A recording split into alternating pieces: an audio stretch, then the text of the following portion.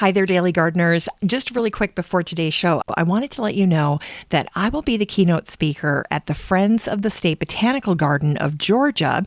It's their annual meeting in Athens, Georgia on March 25th at 7 p.m. Now, I'm going to be giving a presentation on some of the women who have influenced botanical illustration and botanical porcelain.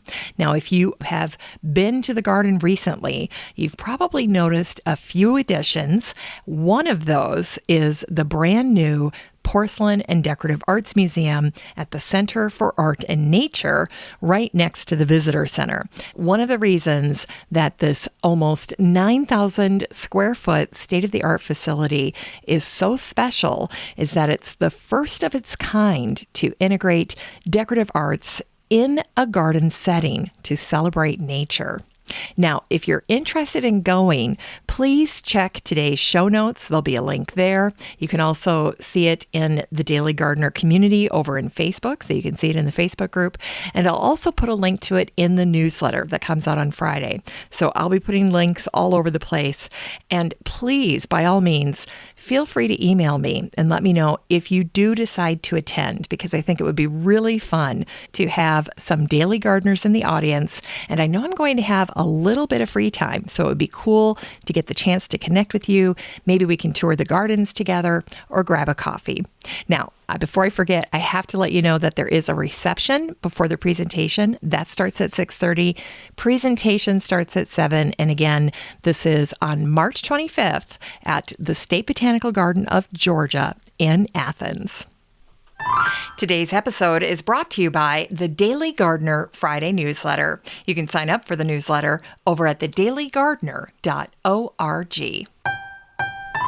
Hi there, and welcome to The Daily Gardener, a podcast featuring garden history and literature. I'm Jennifer Ebling, and today is March 2nd. Today in garden history, we celebrate the birthday of the physician, botanist, and American statesman Joel Roberts Poinsett, who was born on this day, March 2nd, in 1779. In the 1820s, President John Quincy Adams appointed Joel to serve as an ambassador in Mexico. Joel was introduced to a beautiful plant that the Aztecs called Quetzalcoatl, but today it's better known as the poinsettia.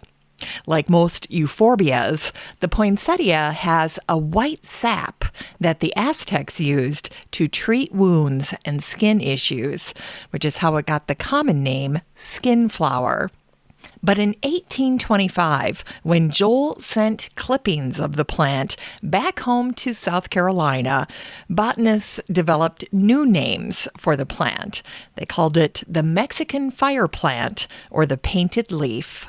And the botanist Carl Villeneuve named the poinsettia the Euphorbia pulcherrima.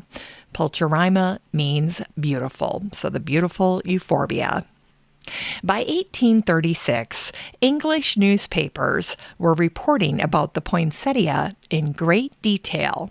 One wrote, "Poinsettia pulcherrima are of the most brilliant rosy crimson color, the splendor of which is quite dazzling. Few, if any, of the most highly valued beauties of our gardens can vie with this." Every year, we celebrate National Poinsettia Day on December 12th, the day Joel Poinsett died. And today we celebrate the birthday of Solomon Naumovich Rabinovich, who is better known by his pen name, Sholem Aleichem, the Yiddish author and playwright. He was born on this day, March 2nd, in 1859. The musical Fiddler on the Roof, which debuted in 1964, was based on his stories. Sholem Aleichem wrote, "It's as my mother says, if you want to learn how to grow cabbages, ask the gardener, not the goat." And today we also celebrate the birthday of the British poet and naturalist Geoffrey Grigson, who was born on this day, March 2nd, 1905. Before publishing his own poems, Geoffrey edited a poetry magazine called New Verse. Geoffrey once wrote, we do not feel as Humphrey Repton, the landscape gardener, felt in his epitaph, that our dust is going to turn into roses. Dust, we believe, simply to be dust. And today is the birthday of Alice O'Connor, the Russian-American writer and philosopher. She was born on this day in 1905, and she went by her pen name, Ayn Rand. She developed a philosophy called objectivism, and her work, The Fountainhead, brought fame. But her 1957 novel, Atlas Shrugged, is considered her magnum opus. Anne supported laissez-faire capitalism, and when she died in 1982, a 6-foot-tall dollar sign floral arrangement was placed by her casket. And it was on this day in 1887 that the American botanist and University of Nebraska botany professor Charles E. Bessey helped pass the Hatch Act. The act provided $15,000 for state land-grant colleges and universities in every state to establish experiment stations. Named for Congressman William Hatch, the experiment stations were the forerunner to state cooperative extension services. And today, Hatch Act funding accounts for roughly 10% of total funds for each experiment station. And by the way, nearly all Master Gardener programs in America offer training through state land-grant universities and their cooperative extension service. Charles Bessey is remembered as America's greatest developer of botany education. His motto was "Science with Practice." Charles enjoyed plant science, but he never intended to become a botanist. He wanted to be a civil engineer and a surveyor. But he agreed to pursue botany at the urging of his professors. And when he told the president of his school about his decision, he commented, "Well, Bessey, I am glad of it, but you'll never be rich." It's time to grow that garden library with today's book, By Any Other Name, by Simon Morley. This book came out in late 2021, and the subtitle is A Cultural History of the Rose. Simon Morley is a British artist and art historian. He's now an assistant professor of fine art at Dankook University in the Republic of Korea. He's also, by the way, a keen rose gardener. I've watched a number of interviews with Simon, and he does a wonderful job of helping us to understand the significance of the rose in our world, socially, politically, and religiously, and how we celebrate the rose in our writing and art. Originating in the Middle East and Asia, roses are associated with Venus or Aphrodite, the goddess of love.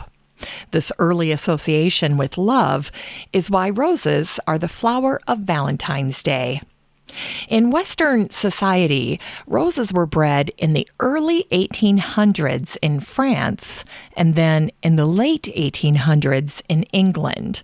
Both countries have a long and royal history with the rose.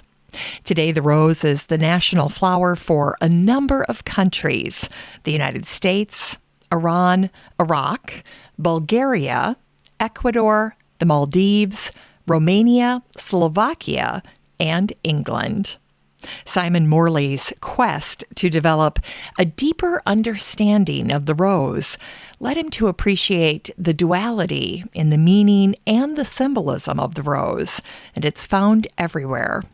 The rose offers incredible beauty and fragrance, but the prickles or thorns mean the rose can bring pain. And it's this complexity of pleasure and pain that gives the rose enhanced significance throughout history. This book is 304 pages of an examination and a celebration of the rose. You can get a copy of By Any Other Name by Simon Morley and support the show using the Amazon link in today's show notes for around $21.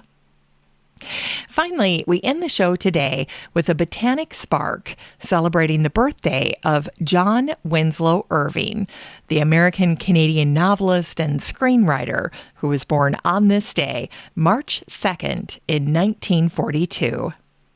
John wrote The World According to Garp in 1978, and since then, he continues to write bestsellers like The Cider House Rules, which came out in 1985, A Prayer for Owen Meany, that came out in 1989, and my favorite, A Widow for 1 Year, that debuted in 1998.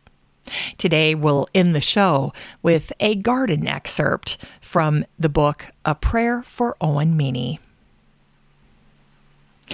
And if she wore cocktail dresses when she labored in her rose garden, they were cocktail dresses that she no longer intended to wear to cocktail parties.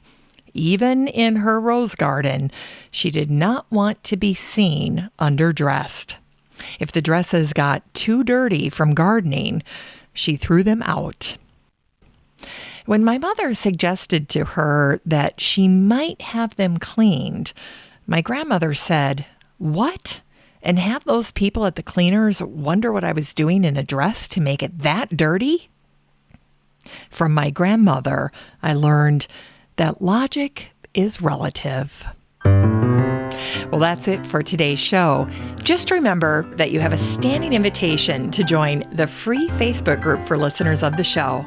The next time you're over at Facebook, just search for Daily Gardener Community, where you'd search for a friend and then request to join.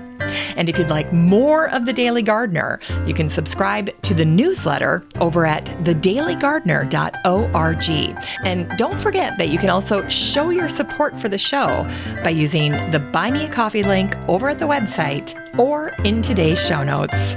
This is Jennifer Ebling. Thanks for listening to The Daily Gardener.